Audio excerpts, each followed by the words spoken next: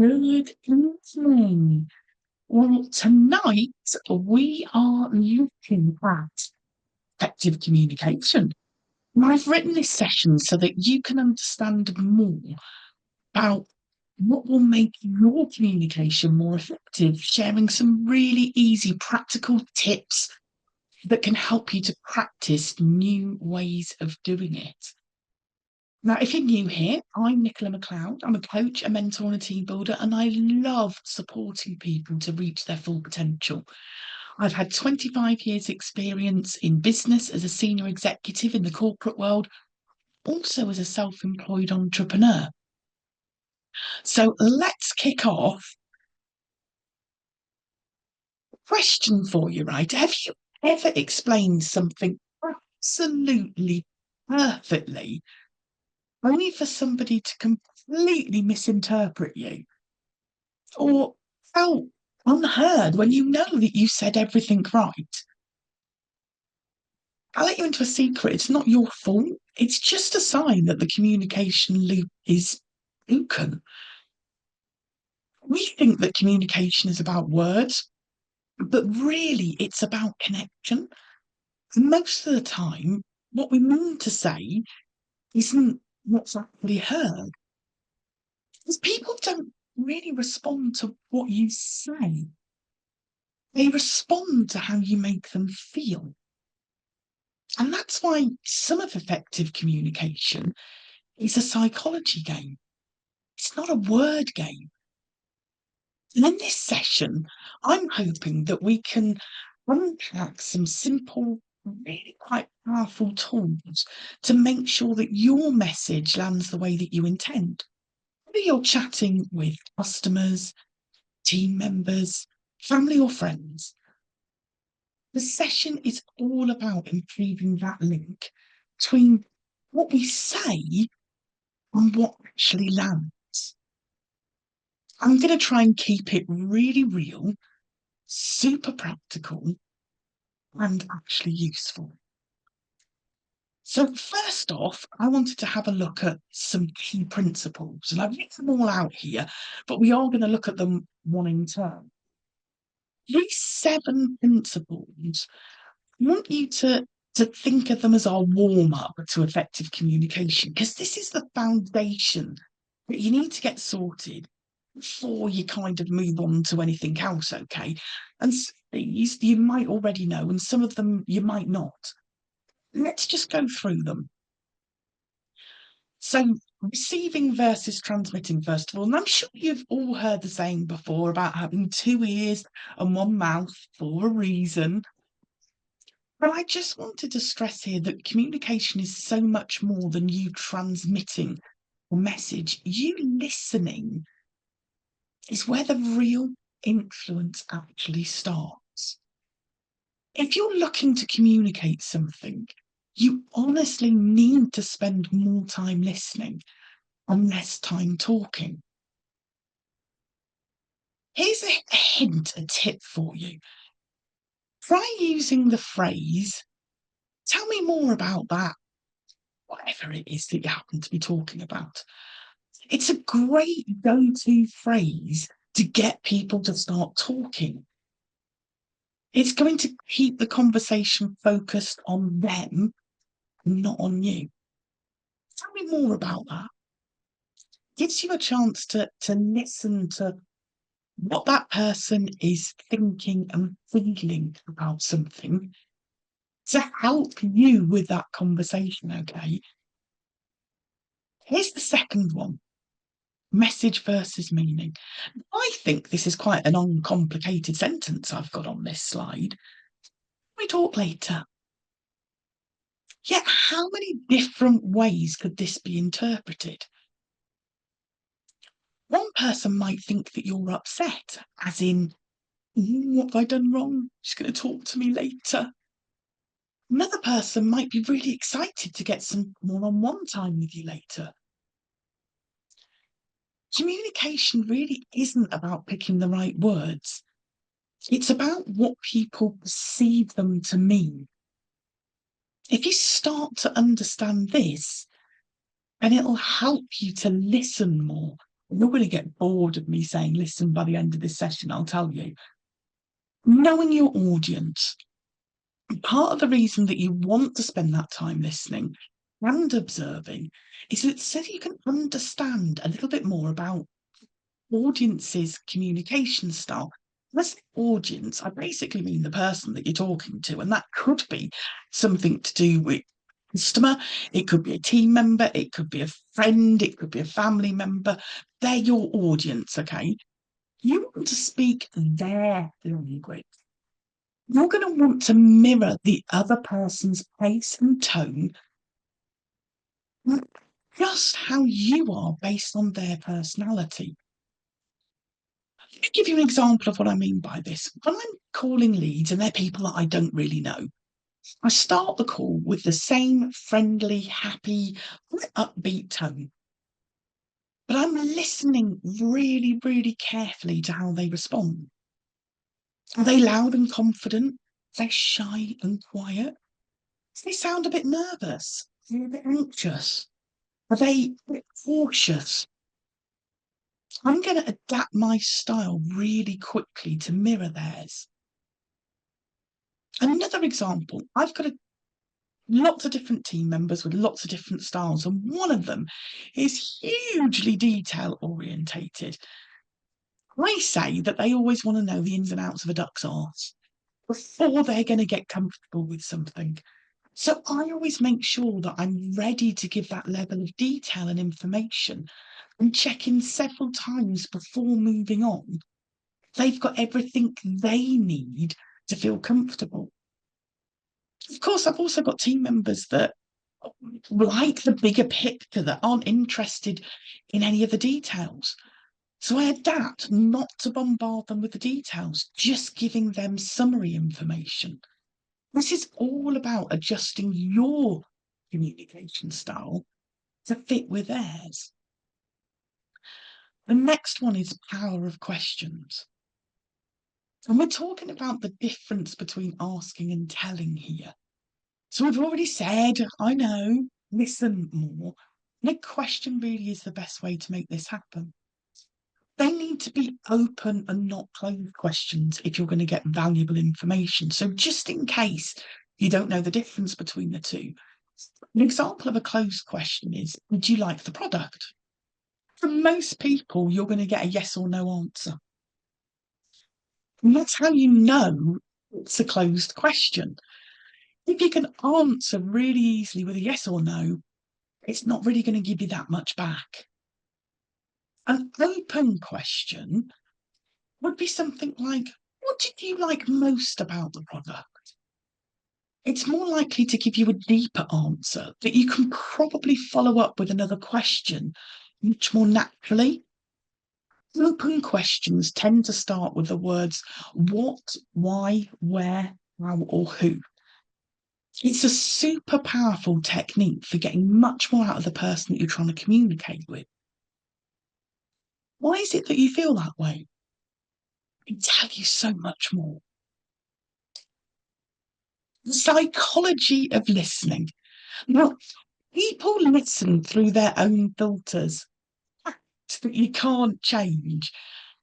Everybody's hearing you through their current mood, their stress levels, past experiences, even what happened 5 minutes before you spoke.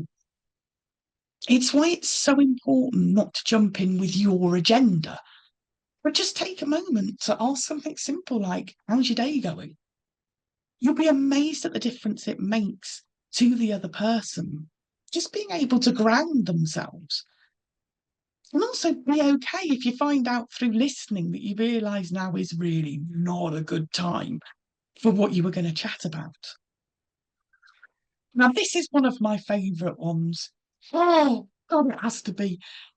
It's the one I have to put the most conscious effort into. We often think that we're listening, actually, we're just planning what to say next. I don't know if that resonates with anybody, but it's like, I can't wait for your lips to stop moving so I can come in with my really good point that I want to make. And I've got to keep repeating it because I don't want to forget it kind of feeling. Now, real listening really builds trust and influence. Try and see if you notice if you do this. You're just waiting for that other person to stop so that you can add value or you can add in your opinion. After someone speaks, try pausing for a couple of seconds. It really demonstrates presence and it gives them space to fully finish their thoughts. And our last one, tone versus words. Now, oh my God, often do you tie yourself up in knots thinking of the right words to say? Another truth bomb. Words really only account for about 10% of communication. The rest is down to tone, body languages, loads of more subtle things. I reckon the best example that I can ever give you is with dogs. I like to think that our dogs understand everything that I'm saying to them. You know, the words. The reality is they don't. They're listening to your tone, watching your body language. And if you don't believe me, okay, you need a dog to try this one out, right? Try telling a dog that they are super naughty, they're a bad dog, and they're rotten, but do it in a really happy and excited tone.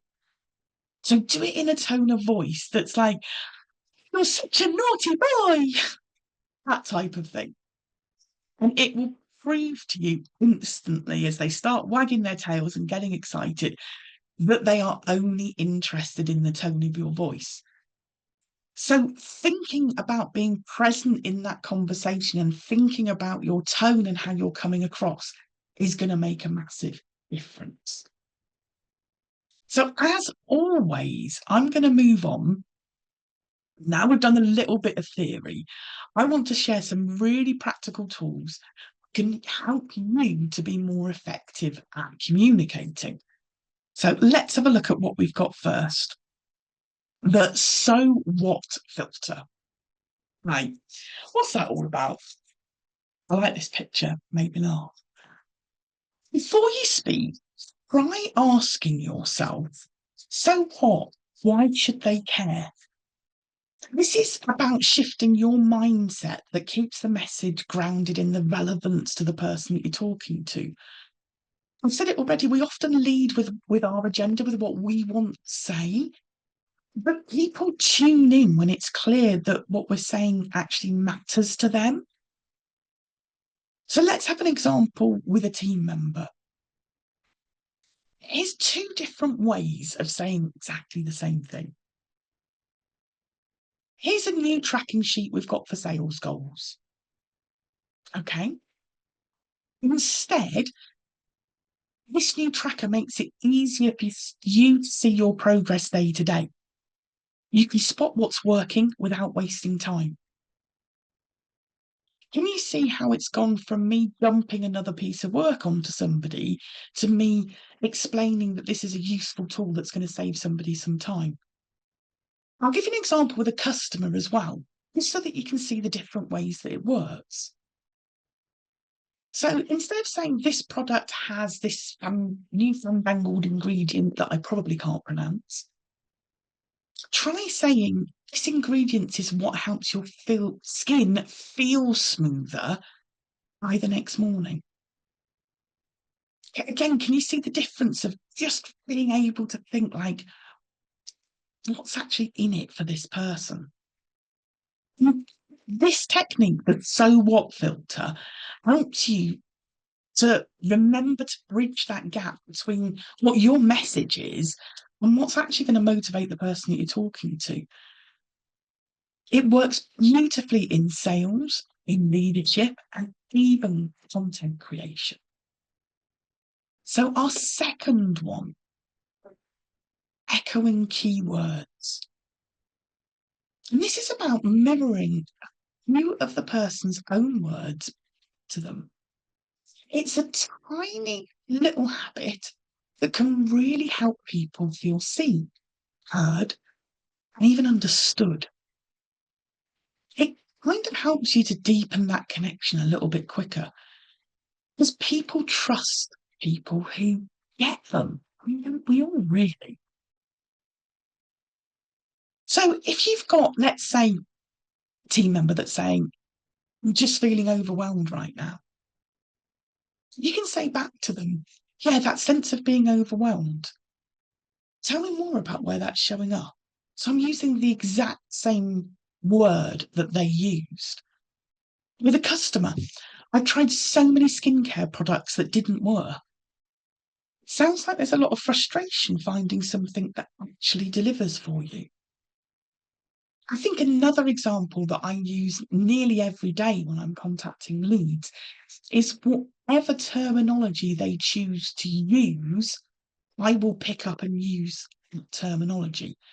So, for example, if they talk about the Avon book, then I talk about the Avon book. If they talk about the catalogue, I talk about the catalogue. If they talk about the leaflet, I talk about the leaflet. It's just picking up on those tiny little things that make a difference for that person. When you echo those key words, number one, it proves that you're actually listening, not just waiting to talk. And it slows down that moment and builds your rapport so much quicker. Give it a try. Next time you talk to me, see if you can spot me doing it. Number three is flag before you speak. I think this one makes a massive difference. Giving people the heads up before you say something important or something that's potentially tricky. It's basically a priming technique. It tells their brain to pay attention and lower their defences. Here's a couple of examples. A couple of thoughts. Would it be okay if I shared them with you honestly? Or another one. This might come out a bit direct, but I promise it's from a good place. Just to frame this, there's two parts. One's a suggestion and one's a quick ask. So can you see in that positioning that you've actually geared somebody up for where this conversation's going to go? And they can feel a bit more comfortable with the direction that it's going in. Now, our fourth one, this one is one that I'm still practicing. It's one of the phrases in here is one that I hear myself using all the time. Ending with a check-in. Okay, so this is not closing down a conversation. This is about being able to actually get that what you've chatted about has actually landed, that it's actually ended with you both on the same page, I guess. Instead of closing a conversation with, does that make sense? And I use that phrase all the time when I'm checking in. So this is one, as I said, I need to really work on. Apparently, it can feel patronising and dismissive. So I need to work on it. There are some really inviting check-ins that you can use. So there's three examples I've got here. What's your take on that? How does that land with you? Is there anything you'd like me to explain differently? Now, to me, they say exactly the same as does that make sense? I just want to check in, like, are you with me? But I can see when you like hear it, does that make sense? What's your take on that? They're really different approaches there, aren't they, on just checking where somebody is. But if you give somebody that space to be able to say, like, is there anything else you'd like me to explain differently? Yeah, if you can go back to X, Y, and Z, like, and explain that one differently to me, like, you're giving them permission to ask for a different explanation.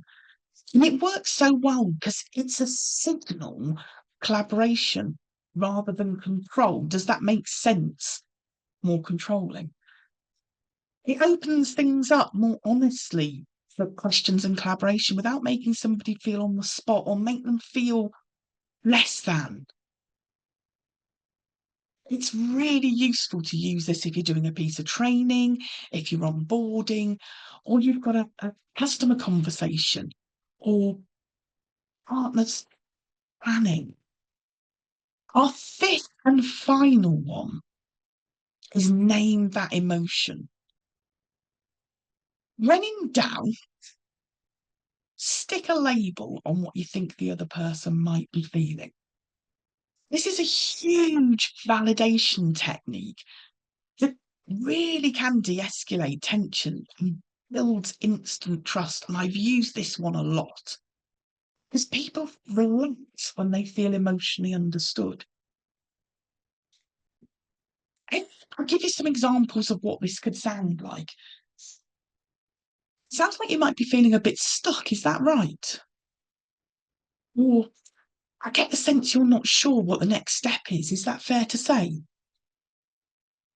Feels like you're feeling under pressure around this. That's totally understandable. Remember, you're not labeling the person, you're inviting them to confirm or clarify what's actually true for them, going back to that listening to their answer. Even if you're a bit odd, they'll usually correct you gently because they know your intention was that connection and not judgment. So just honestly saying, I'm getting the feeling that we're not quite comfortable here, am I right? Can you imagine how that'd feel if somebody was saying that when you're sat there and inside your head you're going, oh my God, I haven't got a clue what I'm doing. I don't know where I am. And someone's saying, oh, I get sense you're not comfy. Well, thank God you picked it up. I didn't know how to bring it up. It's really, really useful for resolving a misunderstanding, even handling objections, coaching moments, or calming some really, really strong emotions.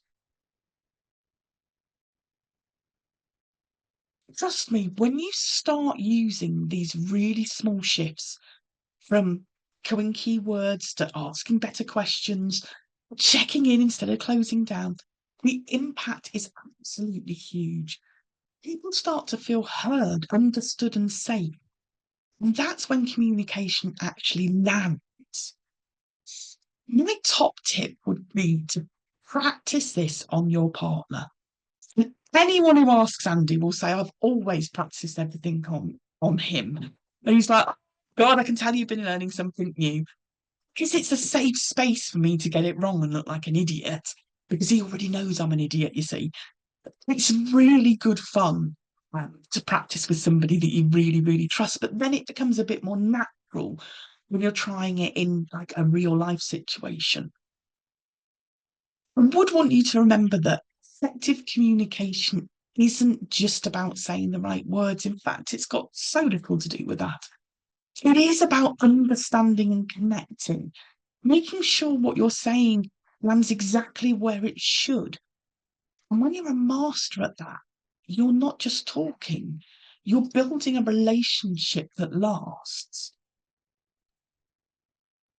So, what's one of the tools that you could try today? And who with? Is there a conversation coming up that might help? Have you had a light bulb moment in this session on something that you're thinking, yeah, I'm going to try that? Drop it in the chat or the comments for me. As always, I always have a free handout. This week, I've put together a cheat sheet on communication that connects. And I had to practice saying that because it's quite hard. All you need to do is drop me an email, nichola@beautyofsuccess.co.uk, and I will drop it over to you. My next session, next Monday at 7:30, is the power of persistence. That one is going to be fun because if I'm one thing, I'm persistent. I hope you really enjoyed this session. Thank you so much for tuning in. I'll just stop sharing my screen. There we go. So I'm just having a look at the comments that we've got here. Sam's saying, I've got a Zoom now for the team, so I'm going straight in and see how I get on. Oh, I love that. Nothing like hot off the iron, is there? I'm saying definitely need to check how people feel, understand what I've said. It's really powerful. Dee saying some great tips, lots of thanks and praise. Any other light bulb moments of things that you feel like you can use, like one of the things that stood out to you that you think, I'm going to give that a go? Need to pause more. Yeah. Counting to 10 is inside your head, by the way, not out loud and without your lips moving, right? Especially if you've just asked a great question, one of those open questions, counting to 10 inside your head without the lips moving is a superb way of giving somebody some time to think about your brilliant question, process it, and be able to answer. And 10 seconds is no time whatsoever. You'll be amazed at the difference it makes shutting up. These say need to listen rather than talk, listen to their tone on the phone can be super helpful because we've not got body language on the phone, have we? To see like what are they doing, what are they thinking? You can't see their eyes rolling. But voice tone tells you an awful lot. I'm glad you got a lot from this. Thank you so much for joining. And hopefully I will get a chance to see you next week. Take care, everybody. Bye.